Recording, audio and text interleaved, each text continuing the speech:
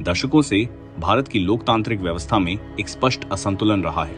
महिलाएं, जो आबादी का लगभग आधा हिस्सा हैं, वे उन संस्थाओं में पर्याप्त रूप से प्रतिनिधित्व नहीं पा सकी जो कानून और राष्ट्रीय नीतियां तय करती हैं। लेकिन 2014 के बाद से महिलाओं ने शिक्षा, एंटरप्रेन्योरशिप और यहां तक कि सशस्त्र बलों में भी उल्लेखनीय प्रगति की है।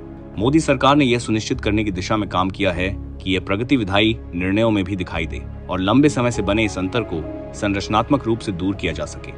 नारी शक्ति वंदन अधिनियम इसी सोच का सबसे स्पष्ट उदाहरण है, जिसका उद्देश्य महिलाओं को राजनीति के हाशिए से मुख्य धारा में लाना है।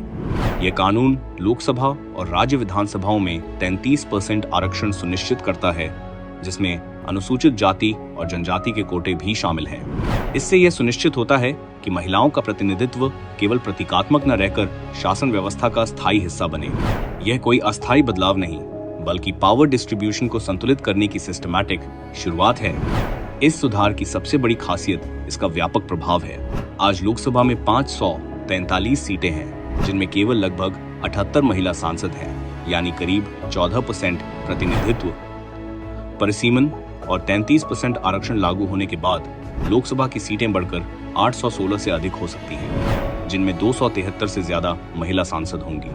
इसी तरह राज्य विधानसभाओं में जहां अभी महिलाओं का औसत प्रतिनिधित्व लगभग 9% है, वह बढ़कर 33% से अधिक हो सकता है। अनुमान है कि 6100 से ज्यादा सीटों में 2000 से अधिक महिला विधायक होंगी। यह बदलाव सिर्फ संख्या का नहीं, बल्कि निर्णय लेने की प्रक्रिया के स्वरूप का है, जहां अधिक महिलाएं सीधे कानून और नीतियां बनाने में भाग लेंगी। परिसीमन से जुड़े होने के कारण यह प्रक्रिया किसी भी राज्य के प्रतिनिधित्व को घटाए बिना लागू होगी, जिससे संघीय संतुलन भी बना रहेगा और नए अवसर भी बनेंगे। आरक्षित सीटों का रोटेशन यह सुनिश्चित करेगा कि समय के साथ अलग अलग क्षेत्रों की महिलाओं को नेतृत्व का अवसर मिले और एक व्यापक नेतृत्व वर्ग विकसित हो। इस सुधार की जरूरत भारत के जमीनी अनुभव से भी स्पष्ट होती है।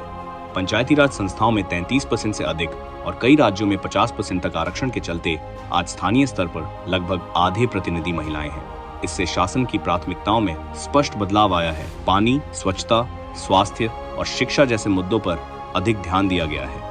यदि इस प्रभाव को राज्य और राष्ट्रीय स्तर तक बढ़ाया जाए, तो नीतियों में और अधिक समावेशी बदलाव देखने को मिल सकता है।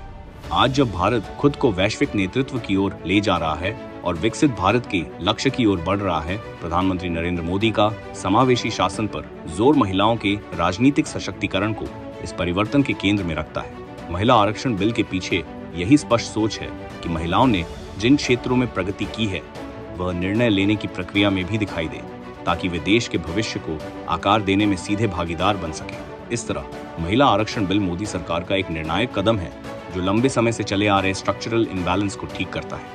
यह लोकतांत्रिक प्रतिनिधित्व को मजबूत करता है और यह सुनिश्चित करता है कि भारत की विकास यात्रा उन आवाजों द्वारा संचालित हो जो वास्तव में उसके समाज का प्रतिनिधित्व करती हैं।